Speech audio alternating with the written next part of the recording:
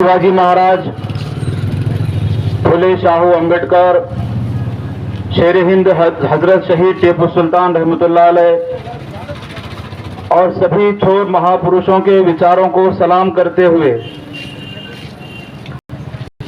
आज का धरना आंदोलन मुस्लिम समाज को शिक्षण, आरक्षण, संरक्षण ये राज्य सरकार ने देना चाहिए, इसलिए ये धरना आंदोलन और साखड़ी उपोषण रखा गया है।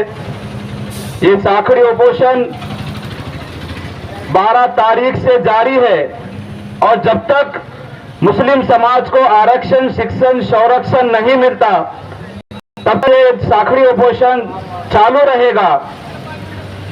इस साखड़ी उपोषण करते जिलानी भाई मनियार, शेख गौस मैनुद्दीन और यहाँ पर उपस्थित किशन राव बंसोड़े मामा, पांडुरंग कामड़े मामा, बाबा भाई, जावेद भाई और हमारे सभी उपस्थित भाइयों का मैं शुक्रिया अदा करता हूं। मेरे अजीज साथियों, आरक्षण क्या है, आरक्षण किसे मिलना चाहिए, इस मुद्दे पर मैं बात करूंगा। आरक्षण किसे कहते हैं? आरक्षण यानी कि एक ट्रीटमेंट है, एक सहूलत है, एक उसको चांस है। किस बात का? कि भारत देश के अंदर जितने लोग रह रहे हैं, जितने समाज के लोग रह रहे हैं, जितनी जनता भारत देश के अंदर रह रही है, ये जनता के लिए समान कायदा संविधान के आर्टिकल 14 के अंदर समानता का अधिकार दिया गया है।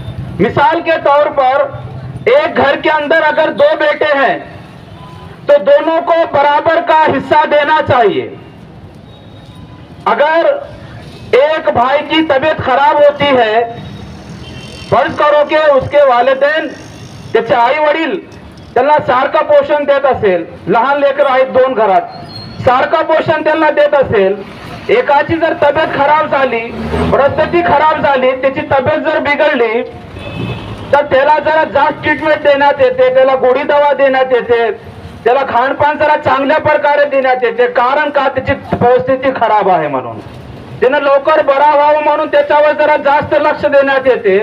आणि जे तंदुरुस्त मुलगा आहे त्याच्यावर तेवढं लक्ष देत नाही, कारण का? ह्याची तब्येत खराब आहे। तर भारतामध्ये राहणारा मुस्लिम समाज ह्याची तब्येत बिघडलेली आहे, ह्याची परिस्थिती खराब आहे, ह्याची तब्येत लई खराब झालेली आहे, तर ह्याला ट्रीटमेंट पाहिजे। तो ट्रीटमेंट आहे आरक्षण।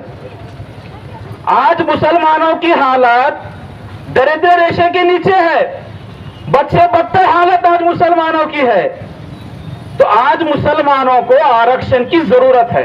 आरक्षण किसे कहते हैं? ये सहूलियत को।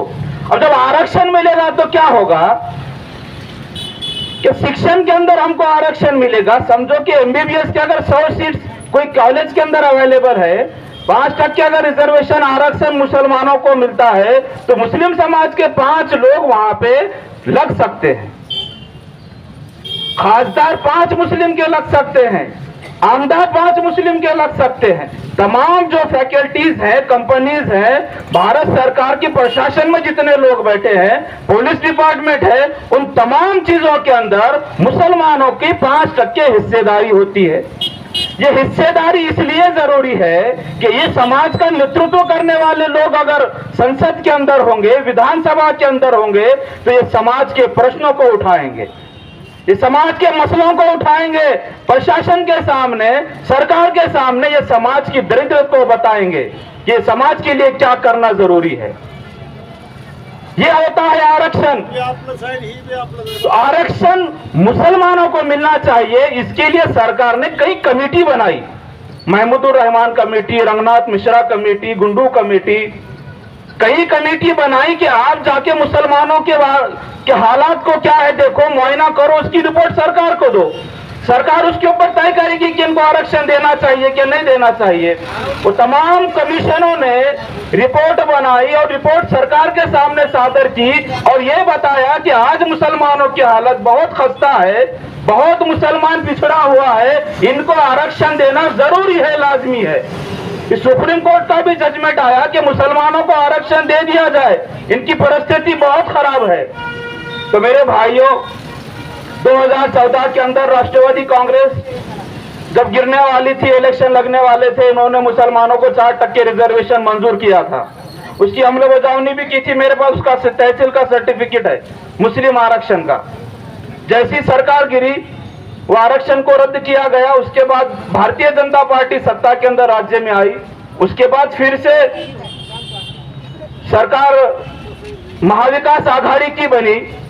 तब इनको याद नहीं आया कि मुसलमानों को हमने आरक्षण दिया था, वो फिर से लागू करें। ये सेकुलर तमाम पार्टियों से हमारी विनती है कि आप हमको आरक्षण क्यों नहीं देते। ये तो आप हमको डराते हैं भारतीय जनता पार्टी से कि ये मुसलमानों के खिलाफ है, ये तुमको कुछ नहीं देगी, आरक्षण नहीं देगी, तुमको दबाएगी। अरे तो तुम कौन से दूध के धुलो हो? तुमने कहा मुसलमानों को आरक्षण दिया? ये राज्य सरकार से हमारा कहना है, यहाँ के कांग्रेस, राष्ट्रवादी कांग्रेस से भी हमारा कहना है कि जब तक आप मुसलमानों को आरक्षण नहीं दोगे, जब तक आप मुसलमानों को सरकार के अंदर हिस्सेदारी नहीं दोगे, जब तक आप मुसलमानों के हालात को दुरुस्त करने की बात नहीं करेंगे, तब तक मुस्लिम समाज आपको वोट नहीं देगा। अगर जरूरत पड़ी तो भारतीय जनता पार्टी को मुसलमान वोट करेगा, अगर भारतीय जनता पार्टी मुसलमानों को आरक्षण देती है। हमको हमारे हालात को दुरुस्त करना है, हमको हमारे समाज के बिगड़े हुए माहौल को दुरुस्त करना है। इसलिए हमको आज शिक्षण की, संरक्षण की, आरक्षण की सबसे ज्यादा जरूरत है। और मैं अहमदपुर शहर की बात करूं, इस मुस्लिम आरक्षण के लिए मीटिंग रखी गई थी रेस्ट हाउस पर। तमाम लोगों को बुलाया गया था। आजी माजी नगर सेवक जितने मुस्लिम के लीडर हैं, तमाम को बुलाया गया था। एक भी आजी माजी नगर सेवक या कोई लीडर उस मीटिंग के अंदर मौजूद नहीं था। तो क्या ये लीडरों को मुसलमानों के मसले से, मुसलमानों के आरक्षण से कोई लेना देना नहीं है? क्या सिर्फ कौम को ही चुतिया बनाकर, वोट लेकर, खुद के साड़ी माड़ी बिल्डिंग बना के खुद को ऐश और आराम की जिंदगी देना है? कि मुसलमानों के आरक्षण का मुद्दा तुम्हारा मुद्दा नहीं है? मैं तमाम उन लीडरों से, आजी माजी नगर सेवकों से खुले तौर पे ये कहता हूं कि आने वाले वक्त में आपने जो मुस्लिम आरक्षण के लिए आवाज नहीं उठाई, इसके खिलाफ एक्शन लिया जाएगा। और तुम्हारे खिलाफ, तुम्हारे प्रभागों के अंदर तुम नगर सेवक कैसे बन के जाते हैं वो भी देखा जाएगा।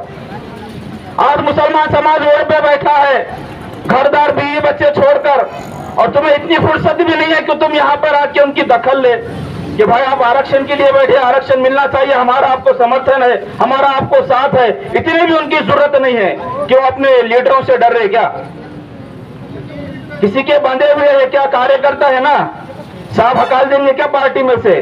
अरे तो तुम्हारे कौम के बारे में नहीं सोच रहे, वो तुम्हारा क्या भला करेंगे? और उन उत्सव के कार्यकर्ताओं से मैं कहना चाहता हूं खुले तौर पे, नेताओं का थूक चाटने से तुम्हारे घर चलते होंगे, तुम्हारा पेट भरता होगा, समाज का पेट नहीं भरता। समाज का पेट इस आरक्षण से भरेगा, समाज का पेट समाज के मुद्दों से भरेगा। तमाम कार्यकर्ताओं को चेतावनी है, आइंदा याद रखें, ये कोई पार्टी या पक्ष या पैंथर या कोई संगठन के नेतृत्व में आरक्षण नहीं मांगा जा रहा है। ये मुसलमान कौम के लिए, मुसलमानों के नेतृत्व में मांगा जा रहा है। मैं सलाम करता हूं निवृत्ति सांगवे साहब, दलित समाज के हैं, उदगीर के अंदर आज 29वां दिन है, उपोषण में बैठे हैं कि मुसलमानों को आरक्षण मिलना चाहिए। मुसलमान कहां है? सोए हुए हैं। और मराठा आरक्षण के लिए गेवराई के अंदर हमारे अहमदपुर से बहुत सारे मुस्लिम भाई खिचड़ी खिलाने के लिए गए थे। ऐसी गत है उनकी, गांड के नीचे अंधेरा और दूसरों को उजाला दिखाते फिर रहे। अरे तुम्हारे समाज को आरक्षण की जरूरत है, तुम्हारा समाज यहाँ रोड पे बैठा हुआ है, यहाँ पे झांक के देखने को तैयार नहीं, वहां जाके खिचड़ी खिला रहे। अरे अच्छी बात है, मराठा समाज को आरक्षण मिलना चाहिए, मराठा भी गरीब मराठा है, उनको भी मिलना चाहिए, हम सहमत हैं, खिचड़ी खिलाने से भी सहमत है। लेकिन पहले खुद के तो देखो, खुद के समाज की हालत को तो देखो। इसलिए मैं तमाम मुसलमानों से गुजारिश करता हूं कि ये उपोषण, ये धरना कंटिन्यू जारी रहेगा जब तक कि मुसलमानों को आरक्षण नहीं मिलता। और कोर्ट ने हमको आरक्षण देना चाहिए, ऐसी डिमांड सरकार के सामने रखी है। तो मैं राज्य सरकार से यही कहना चाहूंगा कि मुसलमानों को जल्द से जल्द 5% आरक्षण देकर उसका जीआर निकालकर उसको अमलबजावनी की जाए। इतना कहकर मैं अपनी जगह लेता हूं। जय हिंद, जय महाराष्ट्र।